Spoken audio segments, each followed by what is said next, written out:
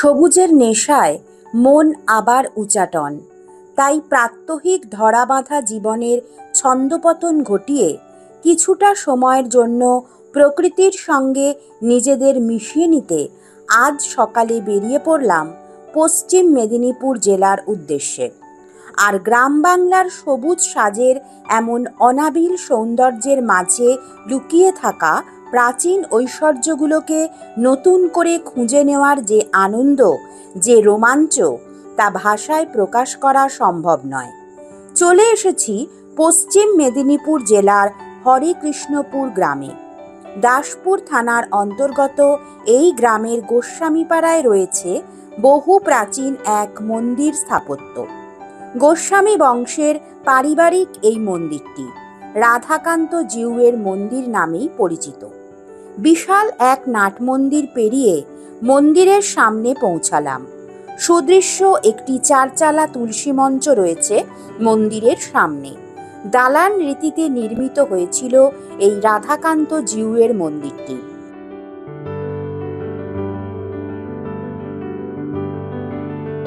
পূর্বমুখী এই মন্দিরটির প্রবেশপথ ত্রিখিলান বিশিষ্ট। সামনের দেওয়ালে কার্নিশের নিচে এক সারি কুলুঙ্গি আর দুপাশের দুই সারির কুলুঙ্গিতে পোড়ামাটির মূর্তি ফলক লক্ষ্য করা যায়। একটি প্রতিষ্ঠা ফলকও আছে, তবে তা একেবারেই অস্পষ্ট।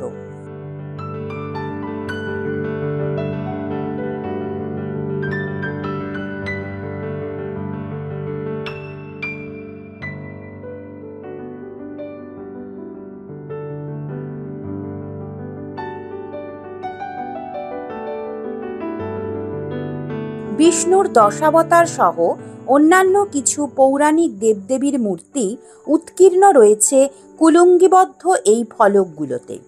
এদের মধ্যে চতুর্ভুজা দেবী দুর্গার একক একটি মূর্তি, ষড়ভুজ গৌরাঙ্গের মূর্তি আর লজ্জা গৌরীর মূর্তিটি বিশেষভাবে উল্লেখযোগ্য।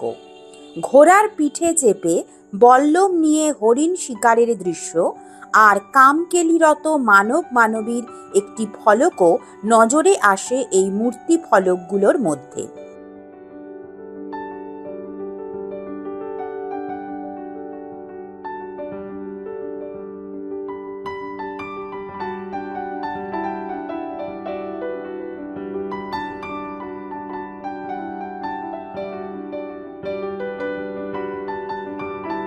মূল প্রবেশপথের পরে সংকীর্ণ এক অলিন্দ পথ পেরিয়ে রয়েছে মন্দিরটির গর্ভগৃহ। রাধাকান্ত জিউয়ের মূল বিগ্রহটির দুপাশে রাধারানীর দুটি মূর্তি রয়েছে। এছাড়াও গৌরাঙ্গ মহাপ্রভুর দুটি মূর্তিও গর্ভগৃহে বিরাজমান।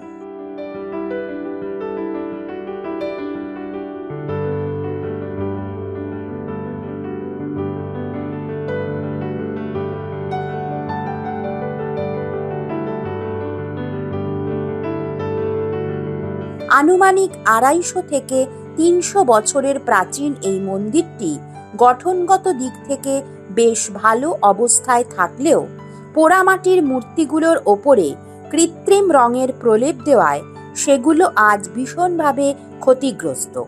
মন্দির দর্শন শেষে আমরা আবার এগিয়ে চললাম পরবর্তী গন্তব্যের উদ্দেশ্যে।